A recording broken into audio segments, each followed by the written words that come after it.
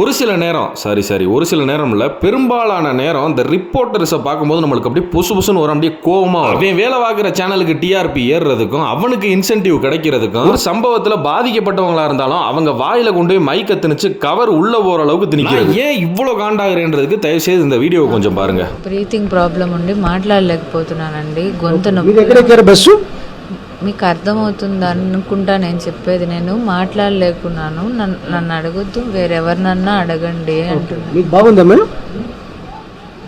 நான் ஏன் கோவப்பட்டேன்னு உங்களுக்கு புரிஞ்சிருக்குமே. சரி, புரியலைனாலும் தெளிவா சொல்றேன். அதாவது இந்த லேடி யாரு அப்படின்னா, 2 நாளைக்கு முன்னாடி 23 பேர்கிட்ட இறந்து போனாங்கல்ல. ஒரு கோர விபத்து ஒன்று நடந்துச்சுல, பஸ் விபத்து. ஹைதராபாத்ல இருந்து பெங்களூருக்கு வந்த வண்டி பார்த்தீங்கன்னா தீப்பிடிச்சு எரிஞ்சு 23 பேர்கிட்ட இறந்து போனாங்கல்ல. அதுல தப்பிச்ச ஒரு பயணி தான் இந்த லேடி. நம்ம ஆல்ரெடி அதுல பாதிக்கப்பட்டு அவங்களால மூச்சு கூட முடியாத ஒரு நிலையில பாத்தீங்கன்னா தலையிலலாம் கட்டு போட்டு உட்காந்துருக்காங்க. அவங்கள்ட்ட போய் என்ன நடந்துச்சு எப்படின்னு சொல்லுங்க அப்படி இப்படின்னு சொல்லிட்டு மைக்க நீட்டுறாரு. அதாவது அவர் வந்து தெலுங்குல கேட்கிறாப்புல, அந்த அம்மாவும் தெலுங்குல வந்து தெளிவா தான் பதில் சொல்றாங்க. அதாவது என்னால மூச்சு விட முடியல, நான் ரொம்ப கஷ்டப்பட்டுக்கிட்டு இருக்கேன், நீங்க வேற யார்ட்டையாவது கேளுங்க அப்படின்னு சொல்றாங்க. ஆனாலும் திரும்ப அதே கேள்வியை கேட்கிறேன். அந்த அம்மா சொல்றாங்க, என்ன உனக்கு புரியலையா? அதே மூச்சு விட முடியலன்னு சொல்றேன், திரும்ப என்கிட்ட கேட்டுட்டு இருக்க போகிட்டு அப்படின்ட்டு. அதே மூச்சு விட முடியலன்னு சொல்றேன்ல, வேற யார்ட்டா போய் கேளுங்க. சொன்னதுக்கு அப்புறமா அந்த ஆள் மைக்க நீட்டு இன்னொரு கேள்வி. அதுக்கு அந்த அம்மா எதுவுமே பேசாம அப்படியே பாக்குறாங்க. சோறு திங்கிறியா இல்ல பியல் திங்கிற பேப்போனே, இந்த பொழப்புக்கு 4 பேர் பொழைக்கிற மாதிரி கிகோலோ பையா